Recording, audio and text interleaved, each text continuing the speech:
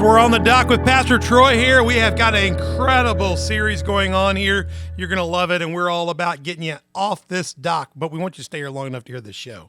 But when you're done, you can get off this dock, get out there, and do great things for God. We want you to get out of the shallows and into the deep. That's our heart for you. Hopefully you're going to get that. I know you're going to get that. You're going to get fueled, up to date, and ready to go. Find us on our platforms. You need to be watching us to get anything. So if you're watching us, you're here. But we have other partners. You better have other partners lined up, because at any point in time with what we're saying in this episode, we could get kicked off of YouTube or Facebook easily.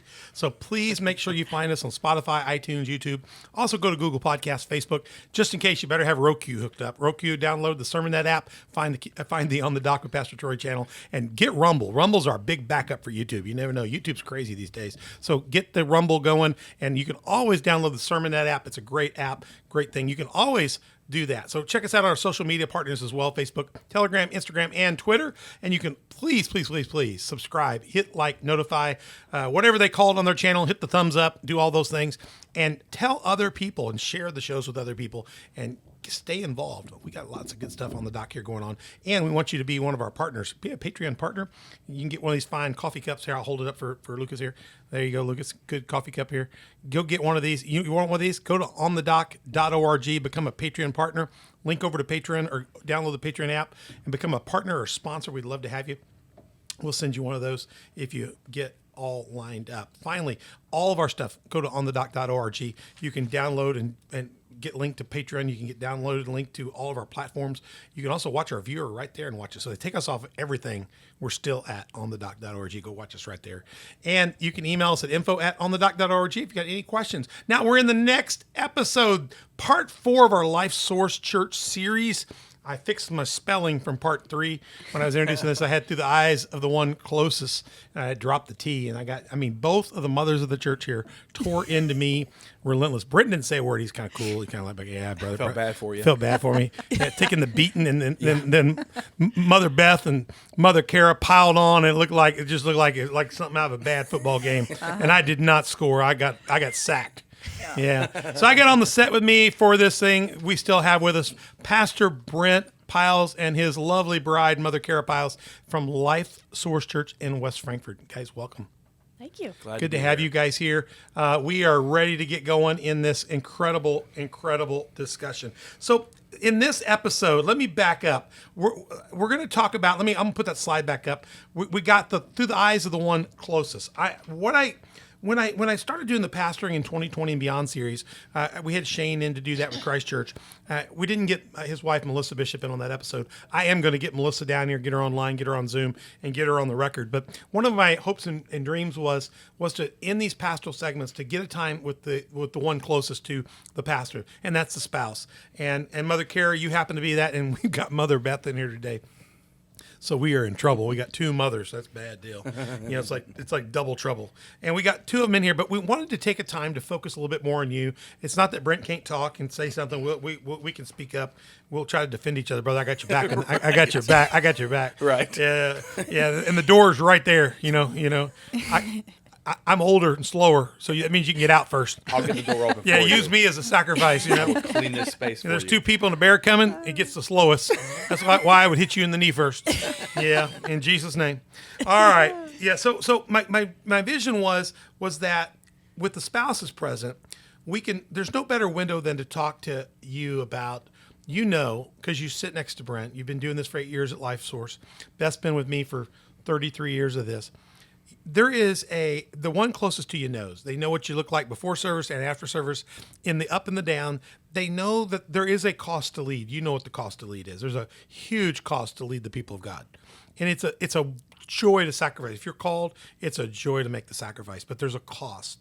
And I want people to hear there are some costs, so you can appreciate your pastors, appreciate your spiritual leaders, and recognize that there is a sacrifice. It's given to the Lord, not to you, but you need to understand and respect that. It's like when David said, I want to drink a cool water, and his top elite soldiers fought their way into Bethlehem to get that cold cup of water from that well, and they brought it back to him.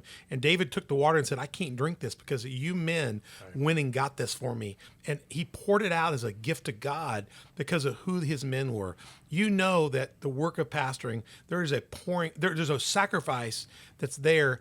And to be honest with you, none of us mind pouring it out, but we want you to know to get there was a battle. Right. There were sacrifices made in the family, to our kids, to our friends, to my. I mean, gosh, I have a large family and they plan Christmas every year and we can't go. They call me and say, "Oh, we're doing the Christmas party on the Saturday before. You get church Sunday morning." Guys, I work for a living in the church. Right. Christmas is our biggest time of the year. I know you guys don't go, or if you are going to go, you're going to show up about right before the service. But we can't be here, leave Memphis at midnight, get in at 4 a.m, and then give our best the next morning. Right. So we just kind of checked out of those things. We didn't want to. We'd love to be there with the rest of the family, but Easter events, things like that, we just can't go. We just got to be fresh. So there is a sacrifice. We're not griping about it. It's just the cost of doing business. Right. There's also things that are blessings. Mm-hmm. There's things that the cost to lead is costly, but you also get to be there for some special moments. Right. This week in our life, I get to stand and officiate the wedding of a sister in our church that's like family. She's like a young sister to me, and I get to do her wedding and her new husband, and it's going to be such a blessing for us to go and be a part of them, to be there through the counseling and to see their new family start, to be there for births. We had a miracle in the church just recently. Guy that I was called in, he was a dead man. He died. They brought him back, and then he was going to die again. He was so bad shape that when they called Barnes from Carbondale, they said, "He's dead. We don't want him," and he's alive and doing well. Praise God. I was there for it. I was there. I mean, I was there in the cath lab when we prayed for him at the end. Yeah.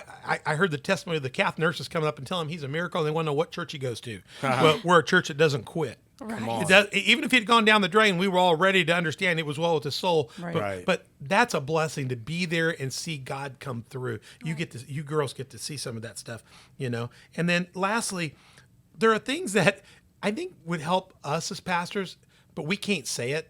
There's things that if people only knew, they might be able to give a little more room or understanding.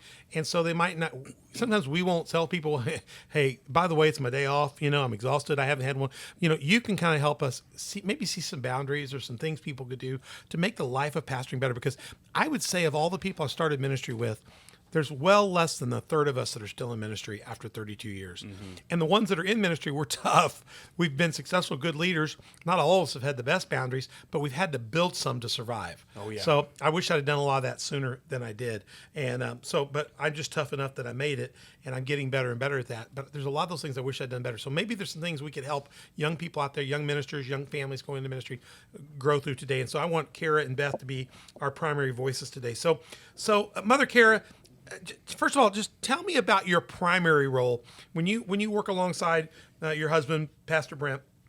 What are the things you do? What are your primary roles in leading in LifeSource? Is it in front, background? Do you have your own ministries? What are some of the things that you do as your primary role in leading? Well, like in the previous sessions, fought it for 3 years, but when I finally, accepted and enveloped my role. I fought the law and the law won. That's what came to my mind. Sorry. That's okay. And Jesus won.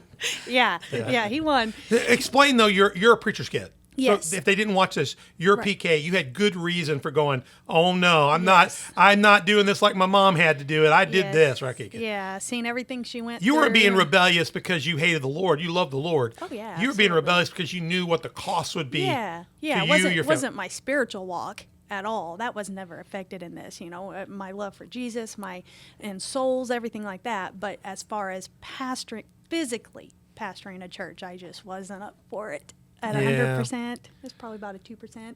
2%. My wife has a little bit of a story like that because, I wasn't a preacher when we met at all. And what's funny is it's interestingly when we started dating and stuff and got real serious, I met her dad. The first time I shook her dad's hand, her dad was a elder in his church, leader in his church, just had a very good prayerful prophetic spirit. And when I shook his hand, the first time he looked at me, he says, "You're going to be a preacher." I laughed at her dad. Mm-hmm. I said, "No, you're silly.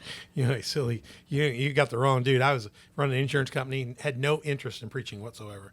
And it wasn't long before the Lord grabbed a hold of me. It was very soon after that the Lord grabbed a hold of me and called me into ministry. And so Harold's with the Lord now, but he got the last laugh on that. Now, I don't know if Beth is happy about that, but, it's where we are now. It's not where she started. Right. Yeah. Are you mad about it, honey? No. No, you're not mad. You're okay about it. Yeah, You were in a but- PK though.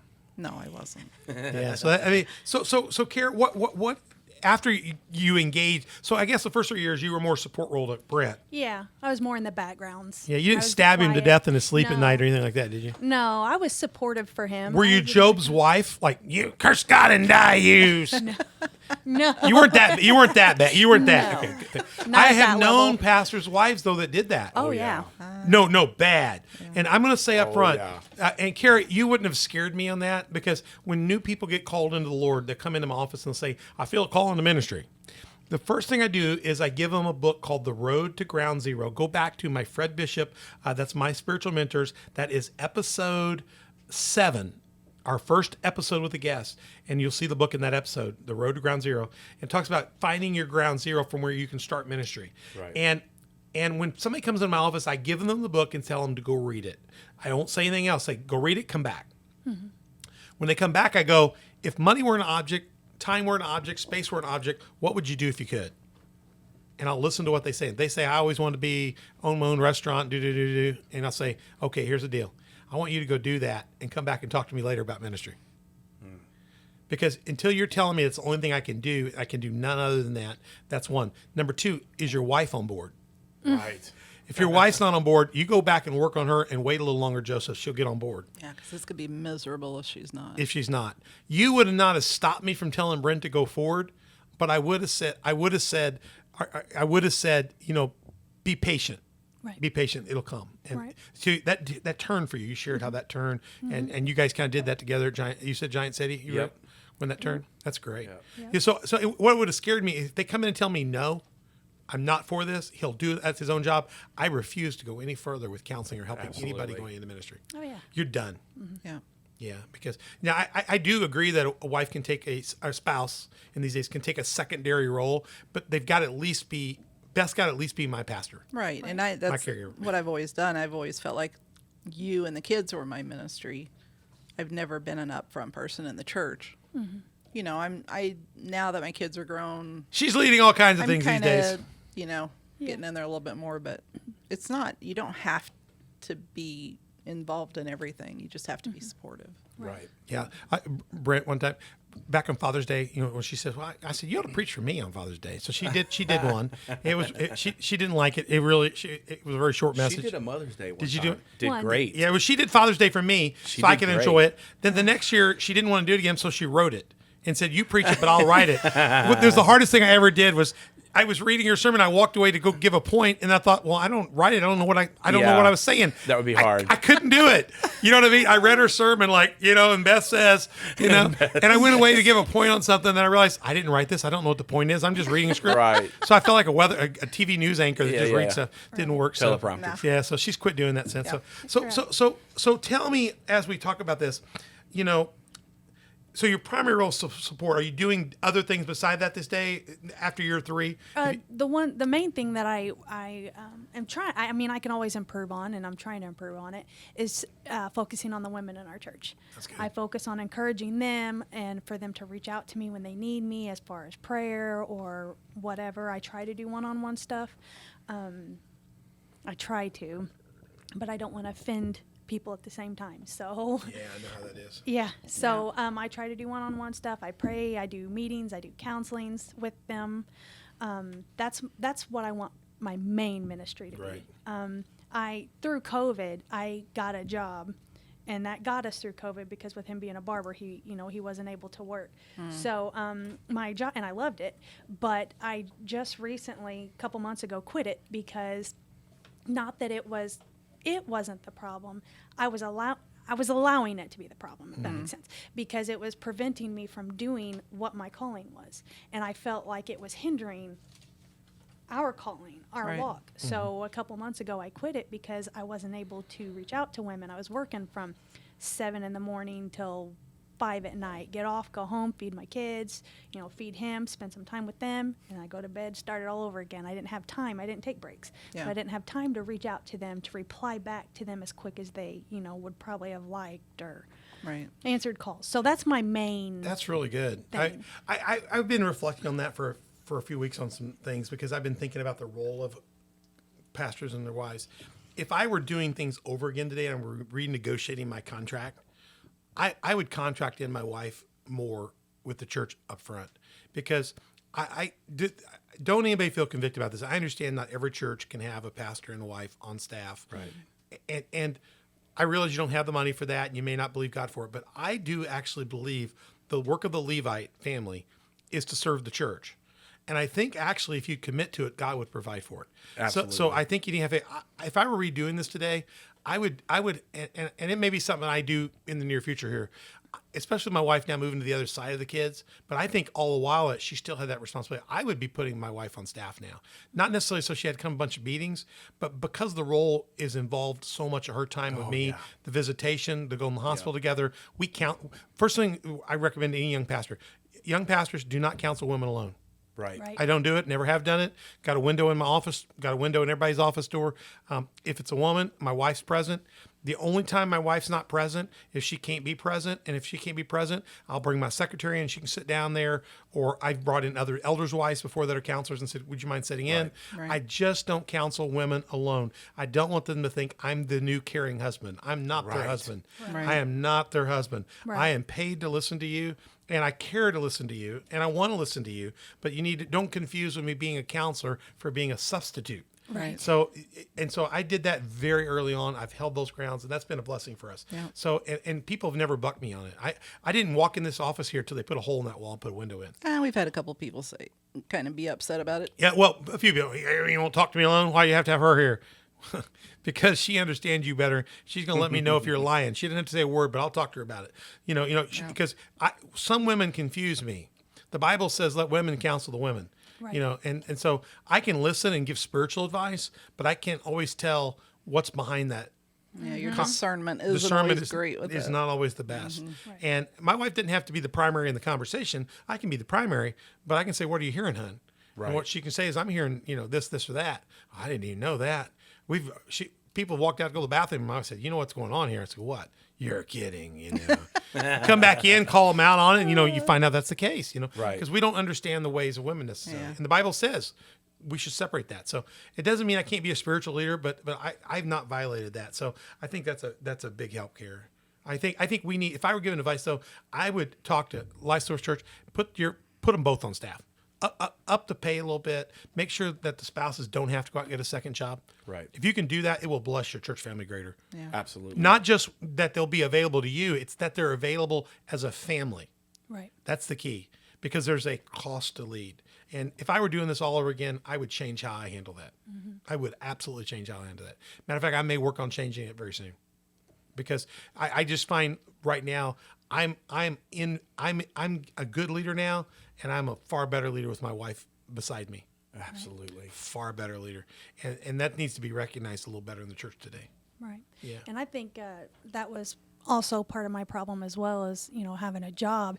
It was affecting my walk personally. You come home exhausted, then you got to deal with all the church stuff and your family stuff. Yeah, and then prayer and getting in the Word, and I was doing that on the way to work, and you can't do that and focus while you're driving. No, you I can't totally agree. focus I on totally that. agree. And I just felt like it.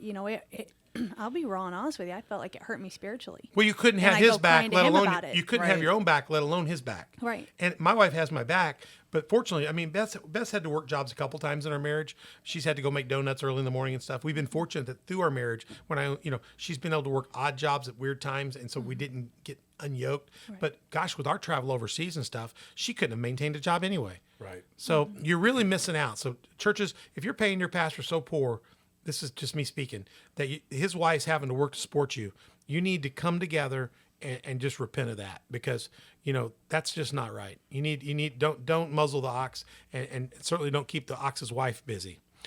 Get her put together. So I'm not picking on, I don't know what y'all's arrangement is. I'm just saying that's a coaching point, I think, for a lot of churches out there. Right. What as one closest to your husband, Mother Care, what are some of the big blessings you've got from being that partner with him in leading church? What's brought you the greatest joy? The greatest joy is watching him. Wow. Watching, he's the spiritual leader of our home, and when good. he's on a spiritual high, when he's up here, Yeah. I love his enthusiasm, his his just get up and go is really good. his spiritual ADHD, if you can say it like that. No, I think that's very good. I like I've that. always been so laid back and so go with the flow that he's actually bringing more energy out of me. Like it gives me the energy to want to do it. Right. Right. I like that spiritual ADHD. I've got it. Well, the first time I went out with Troy, I went home and I thought, this is never going to work out because I would never be able to keep up with this guy. I mean, this guy, gee whiz, Right. Well, Exactly. here we go. Right, exactly. 32 years later. Right. Absolutely. I love it though. I don't have to say a thing. He says it all, so it's okay. I just like like that I too. just like standing, not behind, not in front of. I like Beside standing me. beside him Yes. and Yes. watching and doing it with him. I actually learned from him. Yeah. And I've learned a lot from him in the past 7-8 years. Yeah. As the one closest to your husband, I think that's a really good that you said that. I think that's fabulous. But let me go the other way.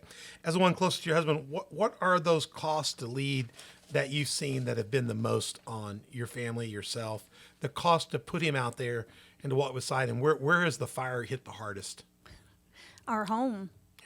Hits your home the hardest because our personal time and personal life as husband, wife, or family, as us four all together, I don't think people really do understand the sacrifices that you make and the time that when you call my husband and he literally gets up from dinner because like you Right. said, he cares about you, Right. he's concerned about you. He gets up from our family time, our dinner, to make sure you're okay. And And then when you call and you're not, it's really, you didn't need to call right then.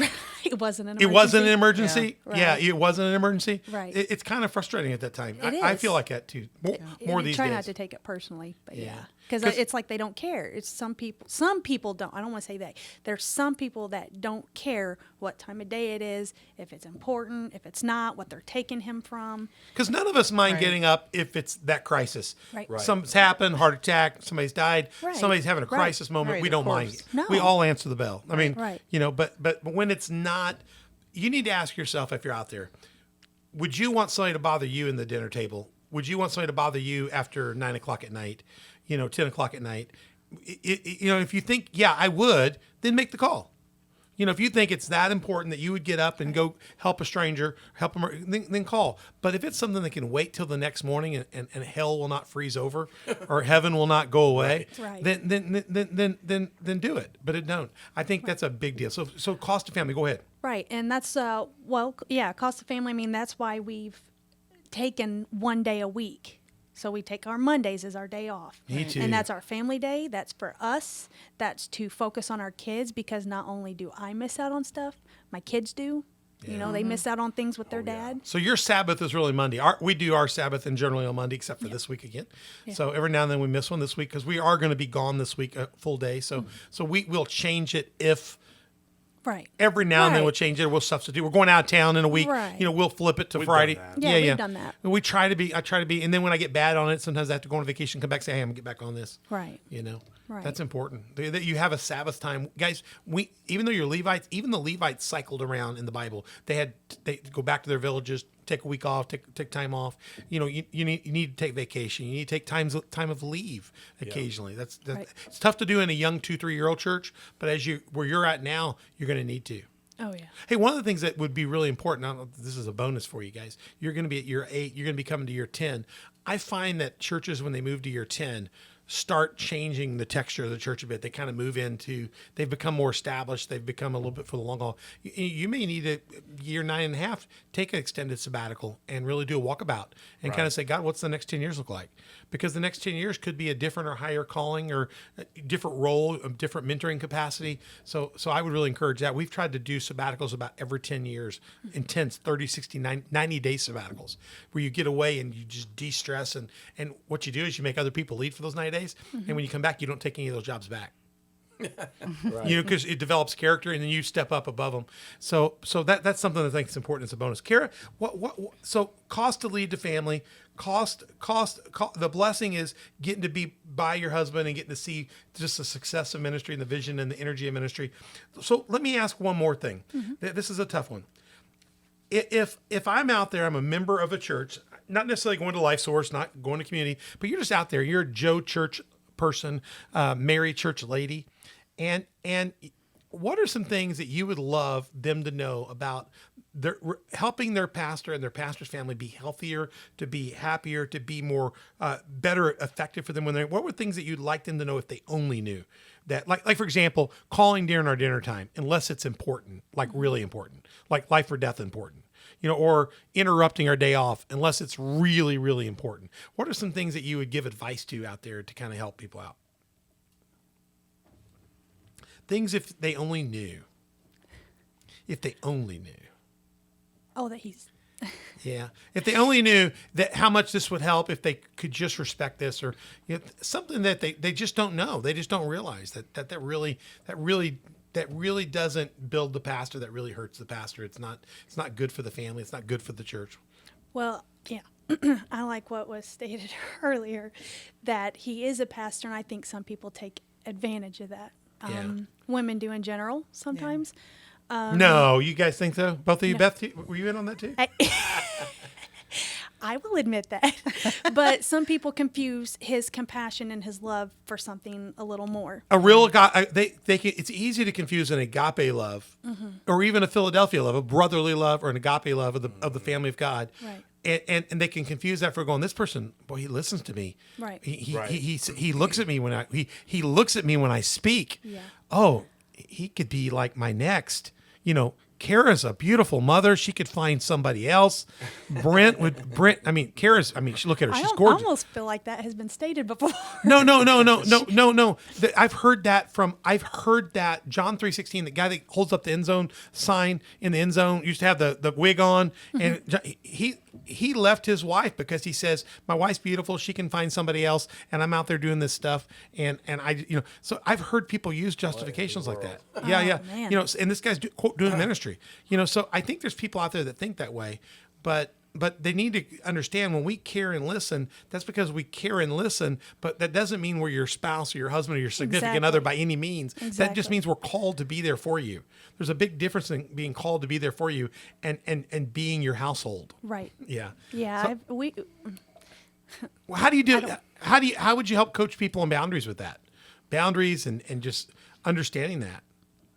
Well, as far as boundary goes, I think it kind of goes along with what you said earlier about not counseling, and he's the same way. He's careful with who he counsels, and he makes sure that I'm there with him, so that doesn't cause confusion, that they know that I'm always there. They're hearing all the details. There's no secrets here. Yes. We're not like buddies, Yeah. We're here professionally. We're here as a husband and wife to help you. Right. And there's been a time or two where, they got a little confused because, they just, when they're not happy at home and they're going to their pastor for counseling, and they just confuse it as dumping his caring for more than what it's what happens is there's a dependency switch from the dependency at home to the dependency on the one listening, which in this case would be the pastor, and then there becomes an unhealthy codependent relationship. Right. If that pastor were to exploit that, or that's where you get real problems, or the person confuses their care for that and they transfer back their need at home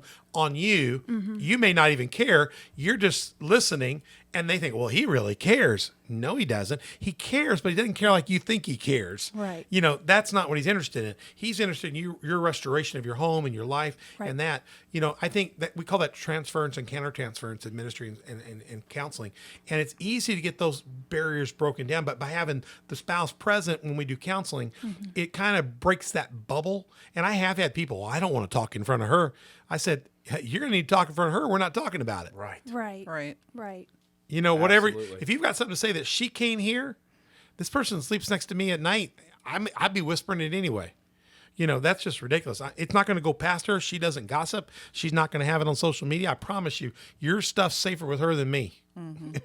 Right. So, and together we're going to give you the best opinion, because Right. what you need is to be whole, and to be whole, you need a whole couple talking to you. I think Yep. that right there is when you find out what their spirit is really Yeah. about. If they want to talk to you alone Yeah. and not have me in the room, then that shows what their spirit really And I is think- about and what they're after. And I think Yeah. you need to not Yeah. be scared to put the brakes in. Right. Yeah. And I think people don't be offended by that. It's not personal. No. Every one of us can get in a time when we're hurt, we're wounded, and we get in it. We lose a dependent person that is our dependent. We're connected as husband and wife, and you can confuse with somebody that's trying to help you through that with a replacement. We're not replacements. Right. We're coaches. Right. We're mentors. We're pastors. So I think that's very good. Is that make sure you keep boundaries with that.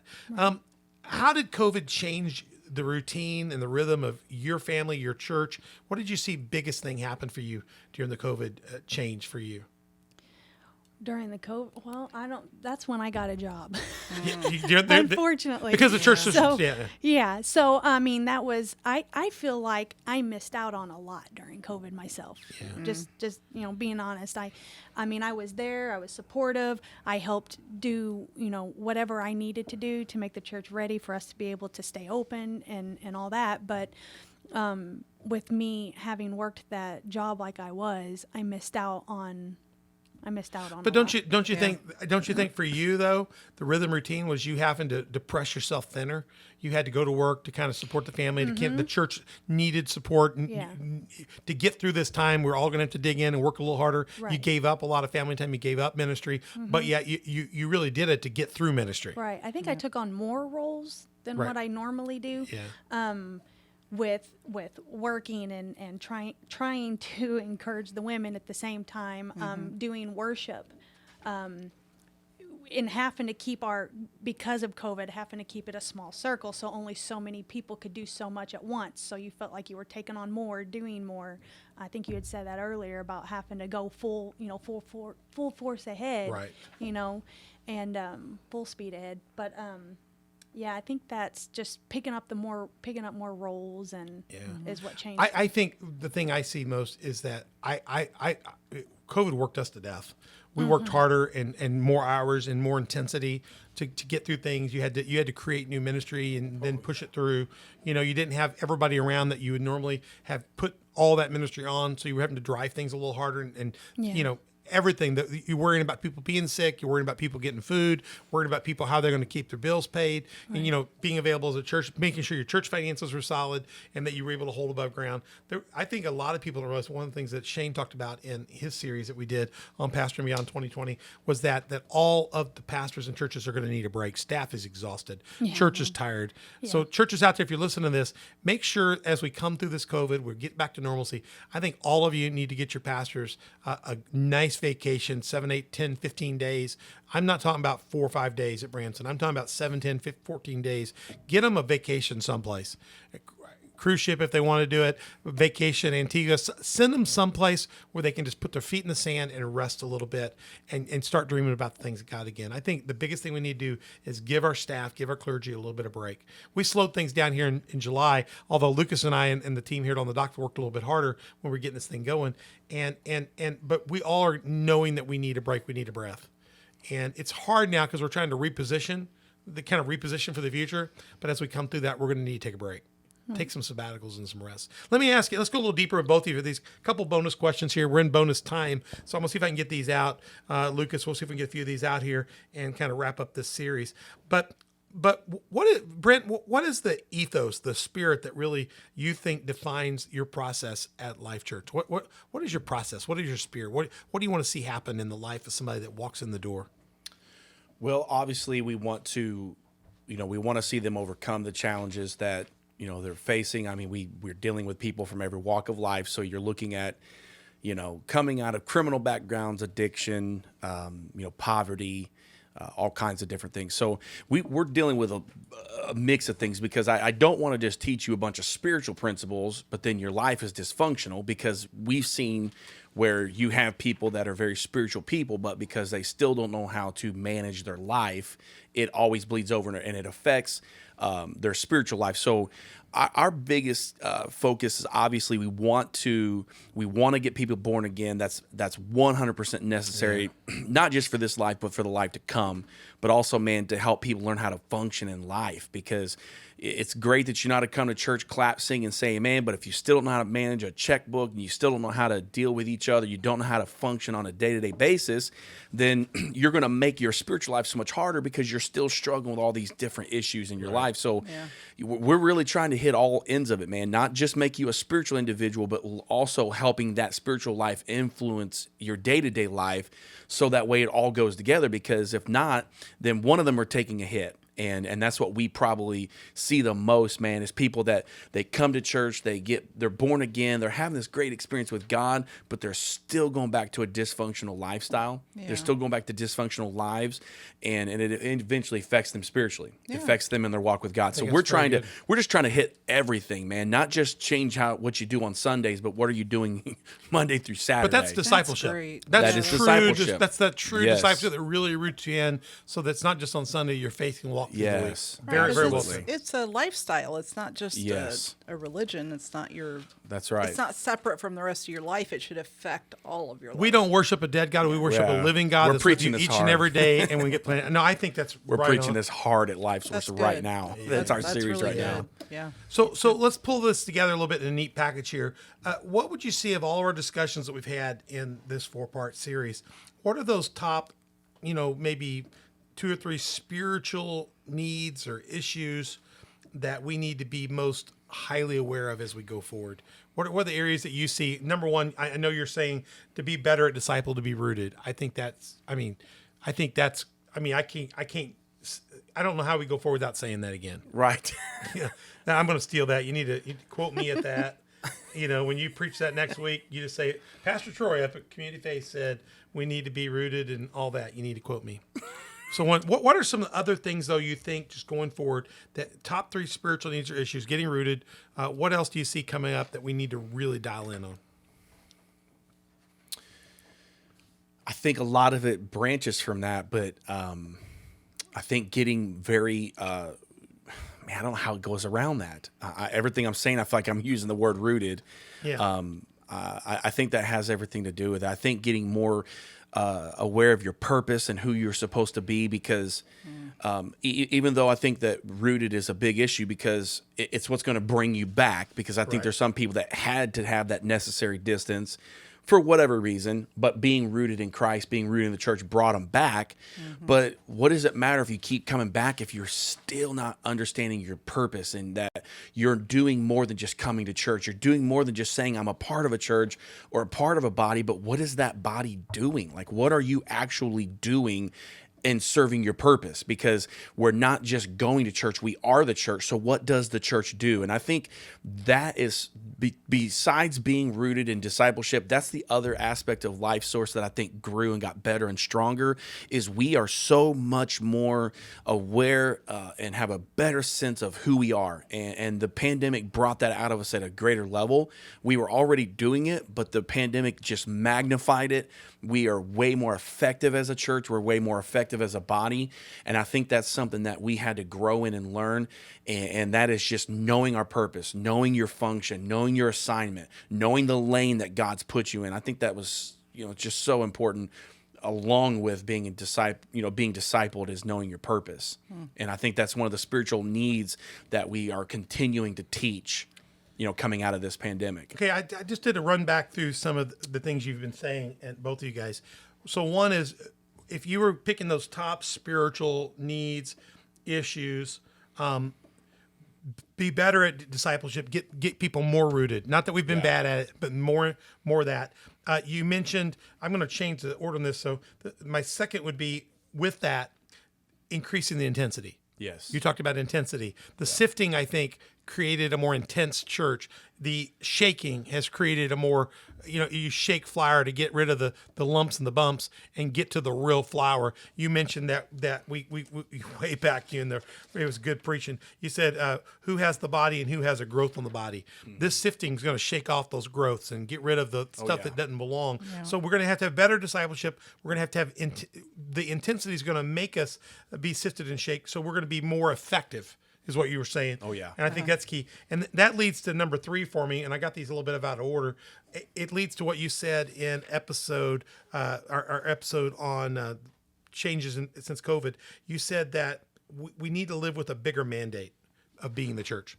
Yes. We need to figure out how to take a bigger mandate, because we've yielded so much of a mandate to the government, to the bureaucrats, that we forgot who we are and whose we are, and that our guy is the king above all kings. Right. Right. He doesn't answer to anybody. Right. He doesn't need to go, when you call in and you got a problem, you don't have to say, can I speak to your supervisor? Can I speak to your supervisor? When you talk to God, you're talking to the highest authority. Right. So a bigger mandate. Would you agree? Yes. Oh, absolutely. And then out of your notes that I got was, then I love that last part, through the process, know your purpose in the lane you're in. Yes.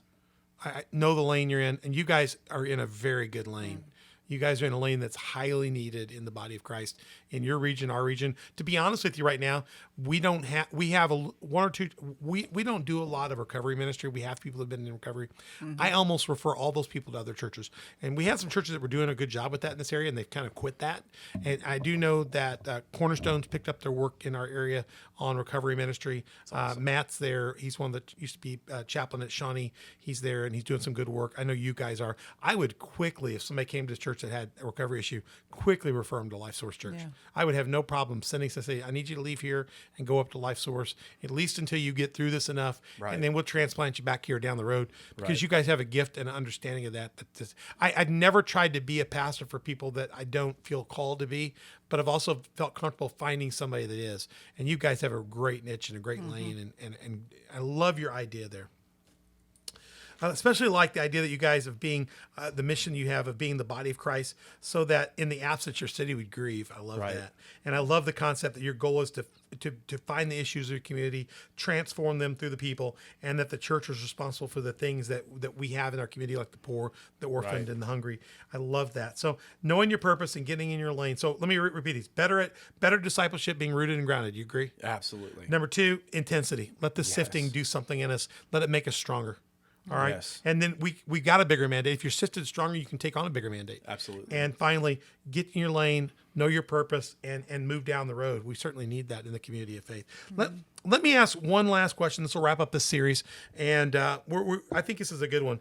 But Pastor Brent and Mother Care, what are, just for you two, just real quick, what are one or two maybe of these core pastoral truths that have led and guided you two as a couple in ministry, through the highs, through the lows? And if you were training a young couple, if a young couple came to if some dude walked into your barbershop and said, I'm thinking about starting a church, or I'm thinking about going to ministry, and you got a chance to sit down and cut his hair, and you had a chance to give him a couple pieces of advice, you had a young mother of the church, what would be those one or two highest recommendations? Your one or two at 3 most, your top. Don't leave the dock without this in your bag.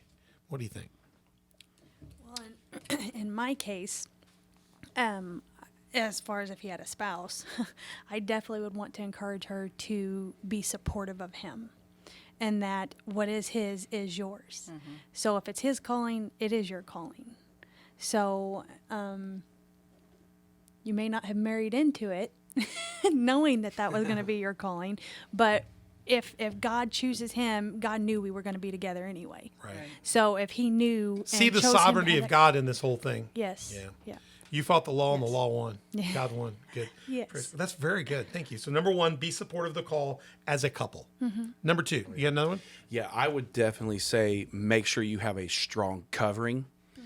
So, sometimes people get mad where they're at. So they think, well, I'll go start my own church, and you're starting off on the wrong foot. You're starting off in failure. So I would say, man, I would figure out, why are you starting it? Really make sure you know why you're doing this. Know it's from the Lord. Know God's leading you, and make sure your motives and your spirit's correct. Because if you're starting off injured and wounded, and you're just doing this to just get away because you think you can do it better, you're going to find out the hard way. And I would say, make sure you secure your motive, but man, just have a strong covering. Don't do it on your own. Don't feel like you're the only one that can figure this out, and you're the only one who can do it right. So you're going to go and maybe take the time. Maybe you need to back up and pay some dues.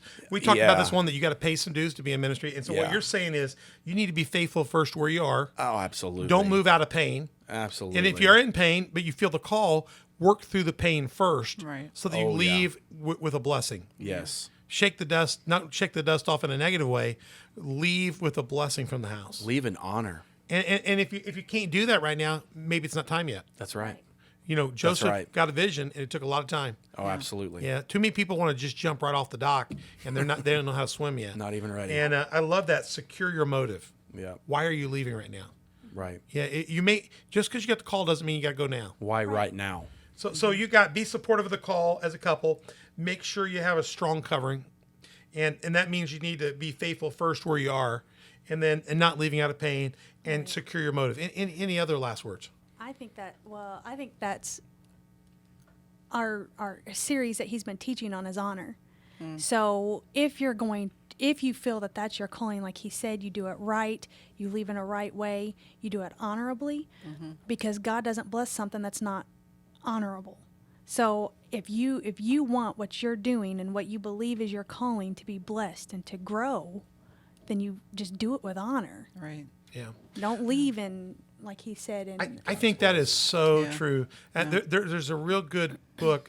What is it called? The Three Kings book that they have. It's an old book where it talks about Absalom, Solomon, and Saul, it talks about how to do things right. You can be an Absalom, you can be a Saul, you can be a David. Go read that book. It's an old book. It's a good book. When you have problems, you don't want to be an Absalom pulling people out of a church and stuff like that. That's not the way to do it. No. There's a way to daughter a church and send people out with a blessing, and there's a way to destroy a church. We don't need that in the kingdom. Right. I want to close with this, because I think what you said at the very end is, if you feel do it honorably. Yeah, I think that's a great teaching right now, Brent. When we got ready to leave the Methodist Church, we left in good standing. I could go back tomorrow. I wouldn't, but I could, because there's a letter in my file that says he left in good standing. Right. We really searched the Lord. We took time. And when we got ready to go, it actually leaked out that we were thinking about it before we had made the final decision, honestly. And my DS called all mad about it. Like, I hear you're leaving. I said, actually, I'm thinking about it, but I haven't made that decision. And I just got back from vacation. I was going to schedule an appointment for you for on Tuesday. He said, well, you need to get over here now. So I went over there now to meet with him, and I went through the whole thing. He said, well, that's fine.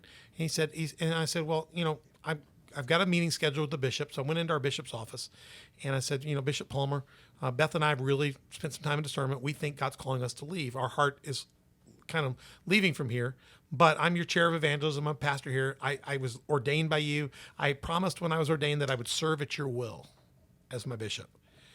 I'm prepared to stay if you tell me I have to stay, but I can't promise you my heart will be in it, but I will do my very best. And he said, well, that'll be good enough. Your best is great. He said, let me go in here and get you a better job. The cabinet's meeting. We'll get you double pay. We'll get you a 3 times bigger church. We'll get you this or this and that. And I said, I'm not here to hold you hostage for money. We're here because God's called us to something else. Right. And if you tell me I'm going to stay, my wife and I are going to put our pants on, or big boy panties on, and we're going to go back to the church, and we're going to do our very best. And we believe God will honor that, and we will do that. But what we really like to do is, I'd like you to release me if you would be willing to. Right. And I got done with that conversation with him. My wife and I are in his office, and Bishop Palmer said, I've been a bishop for 15 years. I've been a pastor, a DS, for 20 of that. And then, you're the first pastor to ever walk in my office and ask permission to leave. Mostly they come in and tell me to go stick it where the sun don't shine. And they tell me, take this job and shove it and go to HE double hockey sticks. He said, you've come in and actually said you're willing to serve. And I said, I'm really serious. I mean, we'll keep serving if you want us to serve. But our heart is into what we want to do here.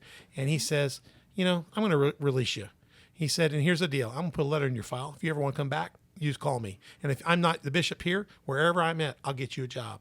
Because to do it right, to do it honorably, you've done that. Right. And he signed my credentials, and they used to take them and just shred them. And he said he went old school. He signed the back of them and handed them to me.